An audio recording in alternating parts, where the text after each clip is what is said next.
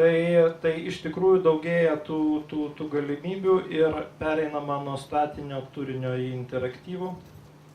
Ir natūralu, kad nuo to tokio tradicinio žiniasklaidos monopolio vyksta didžiulis pokytis į tą tokį, sakyčiau, interaktyvę konkurenciją ir tuo pačiu bendradarbiavimą ir profesionalios žiniasklaidos, ir bendruomenių, ir atskirų individų. Ir iš tikrųjų mes jau dabar daug kartų pamatom, kad kartais ten ir žymiausi informaciniai kanalai dažnai jie pirmą reportažą parodo kažkokį tai nufilmuotą mobiliojo telefonu Huseino nužudymą ar dar ką nors, kur yra jau visiškai kažkokiu kitų būdų atsiradusi ta informacija.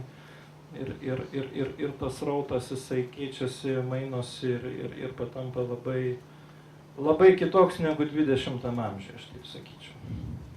Na ir kaip jau minėjau, dideli turiniai, tie short tail keičiasi į long tail, kai yra milijonai ir milijardai smulkių informacijos ir įdomaus turinio vienetų, bet jie yra pasiekimi milijardams. Ir paskutinis momentas iš tikrųjų,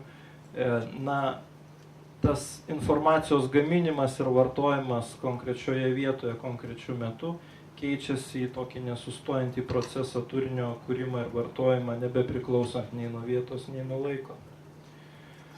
Čia reklaminis intarpas, kadangi sponsoriaujam šitą konferenciją.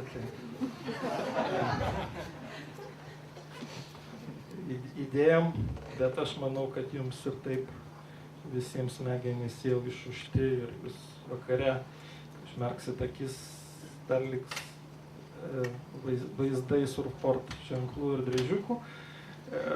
Ir iš ryto kitą dieną atsidarę jūs, iš tikrųjų pradėsite nuo teisingo ekrano, bet aš sakyčiau, iš tikrųjų čia nereikia nieko girtis, aš labai sveikinu Blog.lt žengus šitą žingsnį, tai yra tikrai oras šyla ir pirmos kregždės atsiranda ir mobilioj blogų srityje Lietuvoje. Nesame pirmieji, bet toli gražu ir ne paskutiniai net ir šitam regione ir Europai, kurie jau einam į tą erdvę. Tai yra mažas žingsniukas, kuris toliau plėsis ir augs labai stipriai.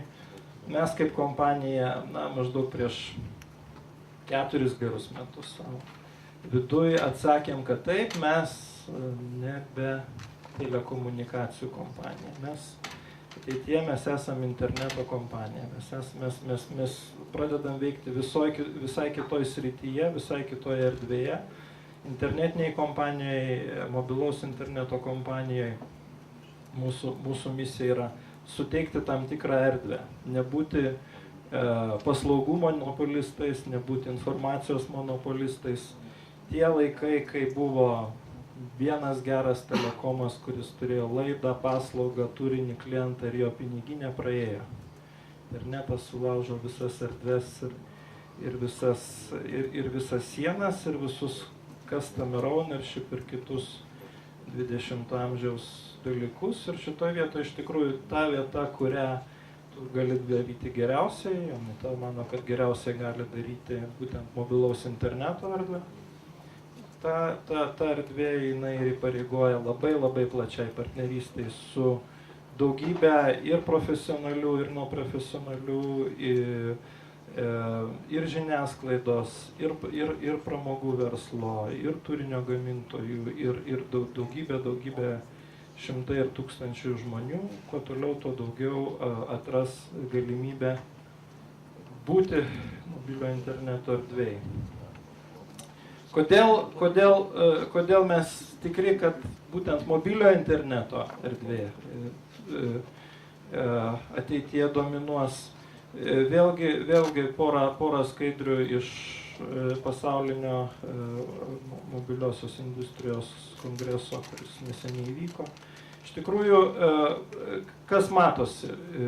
Vienareikšmiškai ir tas praeitų metų milijardas parodė, kad gamintojai, jie sugeba įrenginius, jie sugeba interneto technologijas taip suintegruoti ir kai jas gamina 100 milijonų kiekį, jos pasidaro tokios pigios ir prieinamos visiems, kad gali net ir Amazonės džiunglių gyventojai tomis technologijomis naudotis. Asmeniškai didžiulį įspūdį padarė prezentacija iš Amazonės miškų, kaip vietinės bendruomenės naudoja mobilų ryšį. Yra pasiėmę mikrokreditus, nusipirkę kelis telefonus ir kas savaitę su valtele plaukia gretimą kaimą pasikrauti batareikų. Bet be to jau jie nebegalėtų išgyventi, susiskaičiavo, kad trečdaliu maždaug jų prasimaitinimo resursai būtų mažesni, jeigu jie jau nebeturėtų tų telefonų, nes jie sužino, kas vyksta aplinkui ir iš kur žuvis atplaukia ir į kokį turgų jas po to sugavus reikia nuvežti. Tai kol kas prasideda nuo mažų dalykų, bet supraskim, kad protingi dėdė susėdo ir susiskaičiavo viskas, aišku, maždaug iki 5 milijardų vartotojų gali būti. Telefonų, ir aš jau net nevadinčiau telefonais, įrenginių, kurie neturėtų interneto, praktiškai, nuo šių metų, kitų metų pradžios niekas nebegamins iš vis industrijoje, tai yra milijardiniai kiekiai tų aparatų darosi, kompiuteriai. Vis dar mes turim surfboard kortas, aš manau, po kokių metų jos išnyks, nes jau akivaizdu, visi gamintojai sako, kad mobilusis internetas eis integruotas į visus nešiojamusius, kitaip tariant, mobiliosius kompiuterius kaip built-in funkcija. Kažkada ta pati evoliucija buvo su Wi-Fi, irgi buvo atskiros kortos, dabar niekas neberas ir kompiuterio, kurį be Wi-Fi galėtų nusipirkti. Ir tada, kai 5 milijardus darom, atsiranda dar kitas dalykis ir iššūkis industrijai. Tam, kad parduoti servisus 5 milijardams, jie turi kainuoti nedaugiau kaip $3–5 per mėnesį.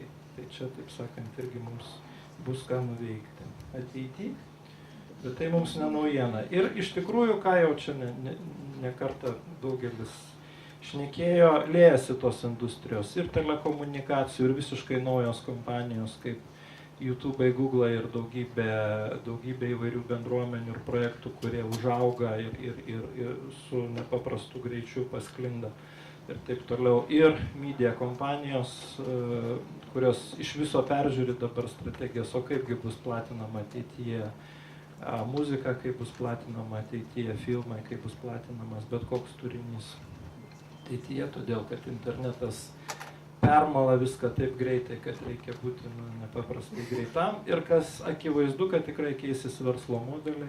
Jeigu Google gali sugebėti uždirbti milijardus, neimdamas iš vartotojų nei centų už tai, kad jie juo naudojasi, tai reiškia, gali būti ir kitų industrijų, kur vėlgi atsiras tam tikri skirtingi verslo modeliai. Aš taip pasvajočiau, kodėl negalėtų būti ir koks nors mobilaus interneto planas, kuris būtų nemokamas aktyviausiams Lietuvos blogeriams.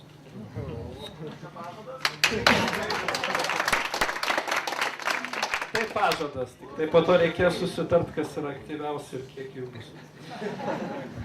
Tai bet kokiu atveju čia gal ir gera pradžia. Aš manau, kad mes su Blogas LT konferencijos organizatoriai sukonkretinsim savo idėjas. O toliau iš tikrųjų žiūrint, tai tos globalios varžybos jos prasideda pasaulinės. Ir tikrai daug ką sunku numatyti, kas bus po 5 ar 10 metų, bet nuo to gyvenimas tik tai įdomesnis. Ir kiekvienas sau turim atsakyti, ar mes pasiruošę jau tam tsunamiui, kuris ant mūsų ateina.